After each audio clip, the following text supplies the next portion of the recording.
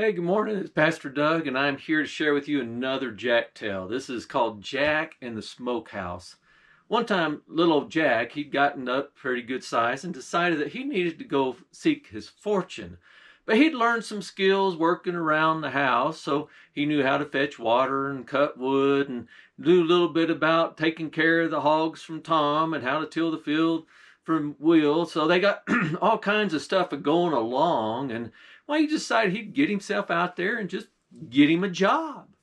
He'd gone out down the road and had gone down pretty far, got down through another part of the country, went up on the other side of the ridge and down into an old hollow and ran across an old man that was out there all by himself. Had a nice piece of land, had a lot of old sows around, a big old smokehouse, and to tell the truth, that's how that old fella made his living. He'd raised up hogs and he'd butcher 'em and sell off the meat, and he made a pretty fine living. But he did it all by himself, and he is starting to get a little bit older, and he could have used a little bit of help as he was a-thinking about it when old Jack come up. Whenever Jack said that he was pretty handy around the place, he just latched right on to him, says, "Oh, come right on in here. I'll be glad to put you to work. In fact, it's time to get my smokehouse filled. In fact, got to do a lot of butchering, and I could just use your help."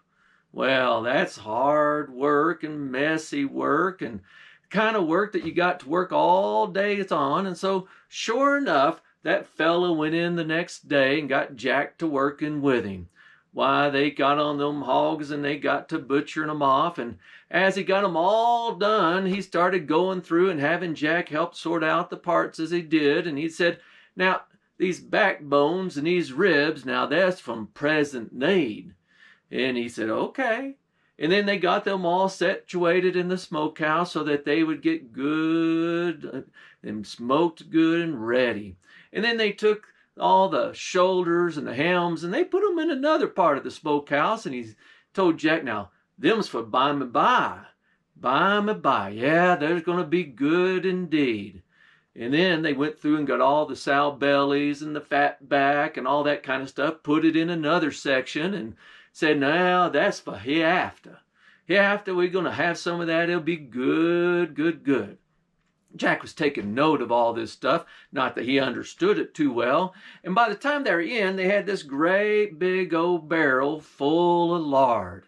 That old man looked at it and said, "Man, I'm going to use that to grease the cabbage heads, and oh, that's going to be good." He loved fried cabbage, but Jack, he didn't have no fried cabbage. They didn't butcher things the way they did like that at home. And so he was just trying to learn the best he can and help the most that he could. And things went along pretty well. After they got all that work done, the man decided that he'd go off and take a little trip and go visit some of the people that he'd sell all that off to, because that's how he made his money, to let them know that it was ready for them to come and pick up, and they could have the exchange of funds when they got there. While he was gone, he left Jack there to tend it just in case. But he didn't really give him any instructions, and so he didn't really know what to do. On the first day he was there, and up comes some fella in a wagon and says, "Hey, is a man of the home around here?" Jack come out the door and looked at him and says, "No, he's going on a trip. Won't be back for probably a week or so." And so he goes, "Oh, that's a shame. That's a shame. I got some business to do with him." "Oh, you do? Well, what kind of business do you have?" He says, "Well, that's between him and me, and so I'll just wait for him to return. I guess I'll come back. But you can tell him that Presnell Sneed come by." Jack's eyes lit up. "President Need? I knows what you're here for. I can help you out. We got all them backbones and ribs all set apart." The man didn't know what Jack was a-talking about, but he went along with it because it sounded like he's going to get something good out of it. So he and that man just went in there to the smokehouse, and they got out all of that good backbone and ribs, and that man was delighted. He loaded it all up and went on back to town. truth be told, he was part of a group of robbers, and he was just out casing the joint to see what was there and hoping the man was gone and he'd come by and steal it. And as he was pulling out, Jack says, "Oh, and if you run after Mr. By-me-by, why, you send him on the way. We'll take care of him too." So whenever that old man got to his den of robbers and they got all that meat set up and set apart, why, they decided that they'd send a different one in the next day. Did the same thing. Come in and said, "Oh, is the man of the home around here?" Of course, Jack said no. "Well, I got some business to do, and because I guess I'll have to wait. But you can kind of tell him that Mr. By-me-by has come by." Why, Jack's eyes lit up. "By-me-by? Why, I know exactly what you're here for." So he helped that fella into the smokehouse, and they got all the shoulders and the hams and loaded up his wagon and sent him on his way. And of course, the next day, there come another fella knocking at the door, asking about the man of the house, and Jack treated him the same way. He had learned just like the other one did, because Jack had said, "Oh, if you run into Mr. Hereafter, you tell him to come on in." And of course, he presented himself as Mr. Hereafter, and so Jack loaded him up with all the sow bellies and all the fat back and sent him on his way. Why, when them robbers got all together and had all that meat, they went around and they started selling it and making up a great big bundle of money from all the folks around who didn't know no better, but they paid it out and got their meat, and it all come back. Why, Jack was feeling pretty pleased with himself, doing all of that work. He knew when the guy he was working for had come back, he'd be pleased as punch. And so he said, "There's only one thing left to do. I got to get some of them cabbage heads all greased up." And so he took that old barrel of lard and he rolled it out into the field, and he's just started making his way up one row and down another, taking that lard and greasing the top of all of them old cabbage heads, getting them nice and greased so that they could be useful for something. Jack didn't know what, but he's just trying to do what he was told. Well, in about a week, here comes the old fella back, and whenever he got there, Jack greeted him on the porch and says, "Oh, you're not going to believe it. Why, I took care of everything you wanted to have done. I was listening to you as well as I could, and I understood for Mr. Present Need and Mr. By-me-by and Mr. Hereinafter. Why, they all come by, and I loaded them up with everything they needed, and all of it's gone now, just like you wanted." And that old man said, "What? What are you talking about? He ran off to the smokehouse, and it was just all empty, and except for everything was gone. And finally he just saw, he couldn't believe it. He come out and said, "Jack, what do you think you was doing?" And Jack explained to him, and the man said, "Oh, what am I gonna do now? I ain't got nothing to sell, won't have no money, can't do anything." And he says, "Oh, I guess I'll just have to figure something out to do." And he says, well, what did you do with the lard?" He says, "Well, I did just what you wanted me to do. Why, I rolled it out there, and I just greased down all them cabbage heads." He says, "Well, you didn't pick them cabbage heads first, did you? Put them in storage?" He said, "No." He says, "Well, I was going to use that lard to fry them up, not to put it on the field. Now it's no good too." Why, that old man said, "Jack, I don't know what to do with you. In fact, I'm so angry, I'm afraid about what I'm going to do to you, and so I'm going to get on out of here, and you don't be following me." And Jack said, "Well, what am I going to do?" He says, "Well, whatever you do, don't follow me. In fact, you ought to get out of here yourself before I come back. And before you go, I want you to wump up the ashes and pull the door behind you." Jack said, "Okay."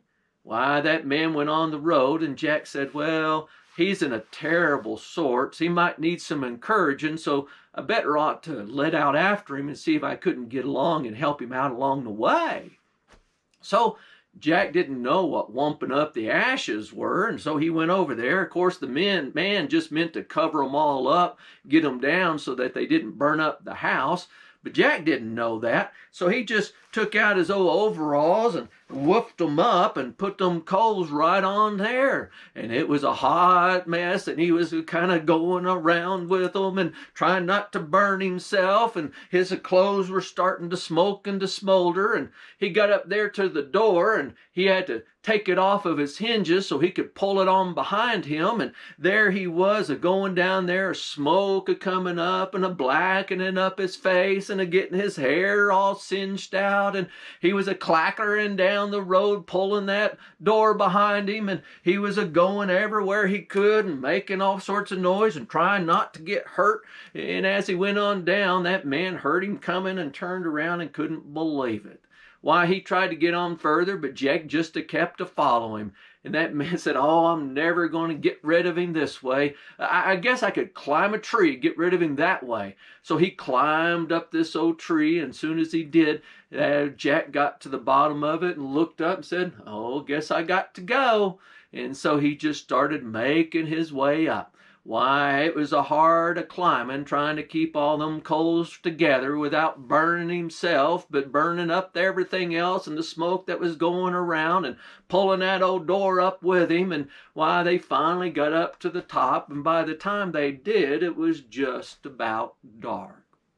And as it was just about dark, they heard some noises coming around, and up come from the road where all of this gang of robbers was getting back together, and they ended up right under that very same tree. Why, they was telling their stories about selling off this and selling off that, and the money that they made, and the people they got extra money from, and houses they saw that they could get into later to get even more from it, and maybe even get their meat back and sell it again.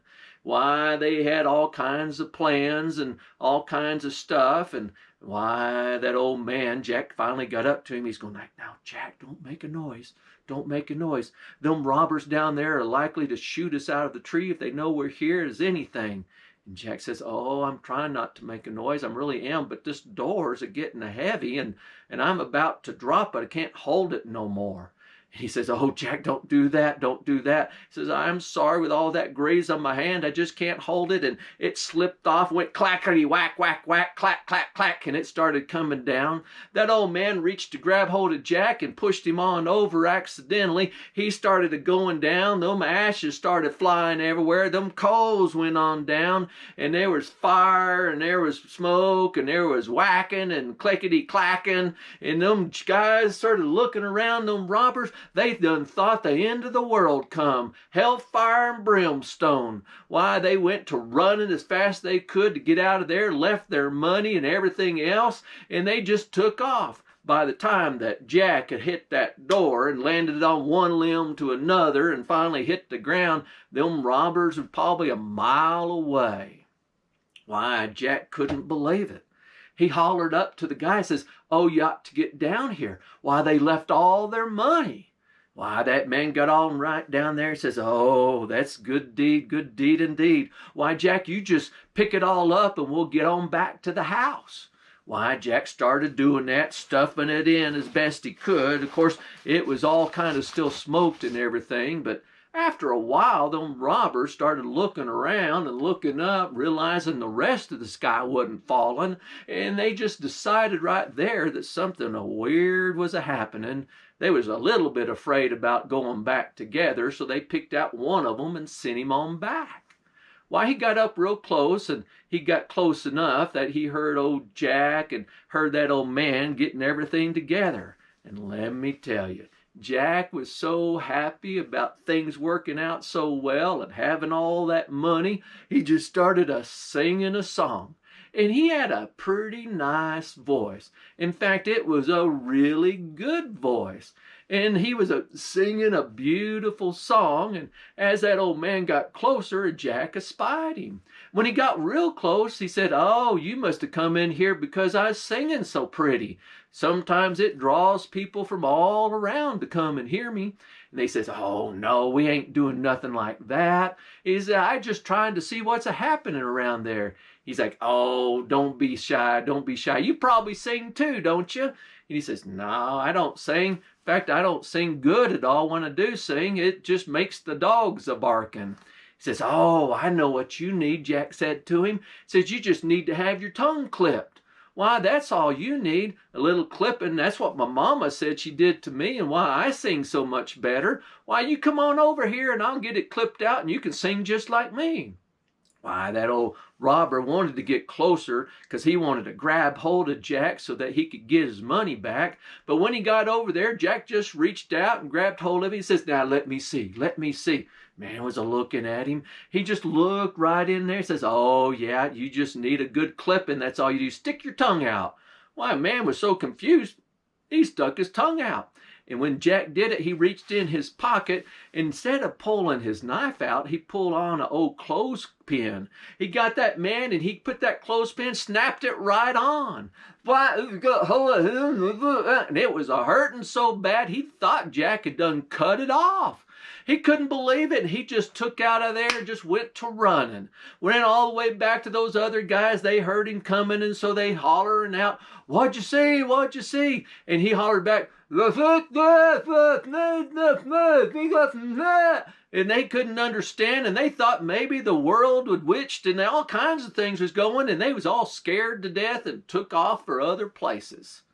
Why, Jack never seen them again, nor that man. Why, they gathered up all that money and made their way back, and why, that man counted it all out, and it was about what he'd get if he'd sold it himself.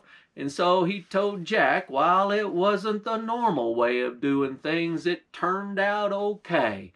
And while it wasn't what he planned and looked like it might be disaster, it still turned out okay. And so he just told him, and says, "Well, I guess I'll just pay you your working dues and send you on your way. I don't think I can afford to keep you around much longer." And Jack said, "Oh, I'll do what I can." And so as he was a-going out and crossing the field to going home, some of them last coals went off of his ground and landed on some of them cabbages with all that lard, and it started to smoking and a flaming, and that old man had to run down to the creek with buckets of water or trying to put it all out. Jack turned around and asked if he needed more help, and he says, "Oh, no, Jack, you've been plenty of help.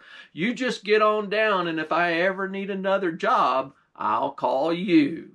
Why, that Jack went on his way, and that fella got his cabbage fried, and he got it all put out before it was any kind of a big fire, and he finally sat home and had a rest of his day. And that's the end of that. Now, I tell you that story because sometimes we can have the very best of intentions and end up doing things that aren't so good after all. But the Lord promises that He will make something good come about of everything we do, even those things that we do wrong. And He is the one who keeps His promises. So even when there's disaster, and even when there's tragedy, and even when there are mistakes that are a result of our fault, our gracious God will bring about good from it. And He'll do that for you. And that's the end of that.